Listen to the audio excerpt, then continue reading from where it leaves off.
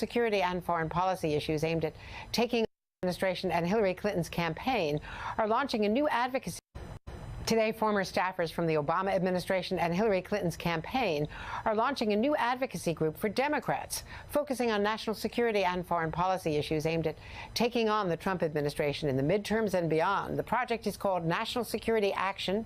It is co-chaired by Ben Rhodes, former Deputy National Security Advisor in the Obama White House, and Jake Sullivan, former Senior Policy Advisor for Hillary Clinton's campaign, former National Security Advisor to Vice President Joe Biden. They both join me now. Welcome, both. Well, Ben, what makes you think that voters are going to care about foreign policy? They're happy, apparently, with the tax cut, which is becoming increasingly popular. The economy seems to be okay, short term at least. So for 2018, barring any catastrophic events on the economic domestic side, things seem to be going along quite well. Well, there are some basic things that people care about.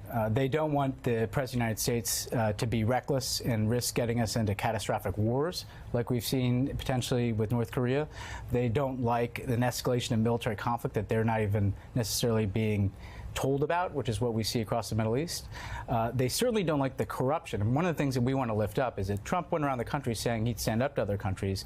We see a blending of personal and financial interests with what should be the national interest in a lot of foreign policy issues. And we also see, I think voters want the President of the United States to represent them around the world. They want to be proud of that. Right now, that's an embarrassment to the United States. And so we want to make the case that not only is Trump not fit for the office and needs a greater check in Congress, but there's an affirmative view of how America leads in the world, how we keep us safe, that there needs to be an organized collective going out and making that case, and that's why we built this organization. Jake, Joseph Yun, who was the chief negotiator on North Korean issues, is stepping down. He's retiring, an experienced diplomat and negotiator. We've seen a hollowing out of the State Department. We've seen the Secretary of State negotiating with Erdogan recently without a translator, using the Turkish foreign minister to be his translator, not properly staffed by the State Department.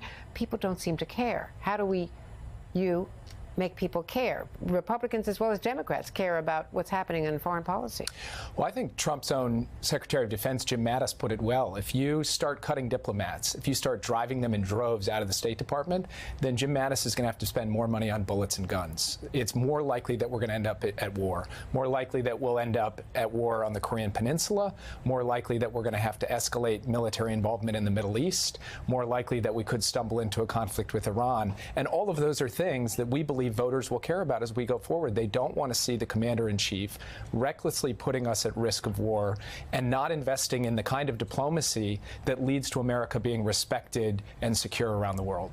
And decisions such as Jerusalem being the capital of Israel, which has congressional support, but no other president has ever taken that step. And now on May 14th, they are going to open the embassy, a sort of token small opening in Jerusalem, to make that point, drive it home, and also are zeroing out Palestinian UN refugee aid.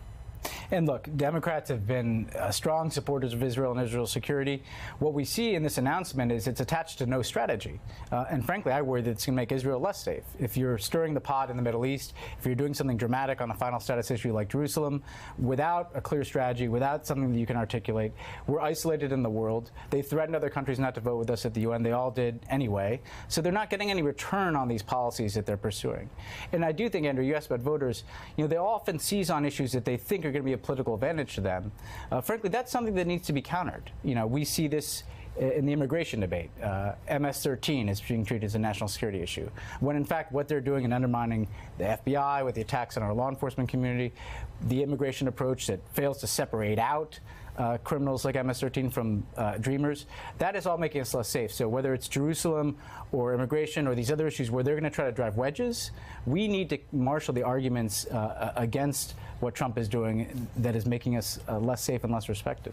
And Jake, with all due respect, Hillary Clinton campaigned on that.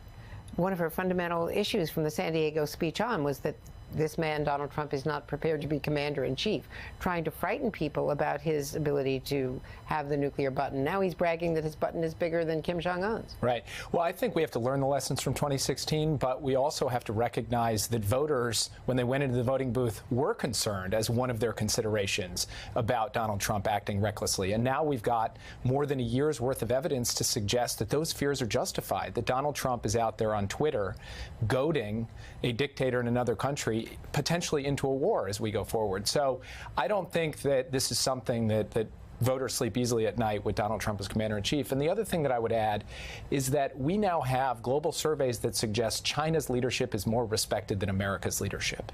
If there's one thing that Americans care about, it's that people look at us and see inspiration and don't look at China and see that's the place we want to go for the future. So from my perspective, we have a chance to make the case heading into 2018, both about the fundamental questions of security, but also about who we are as a country and how we are seen and respected around the world.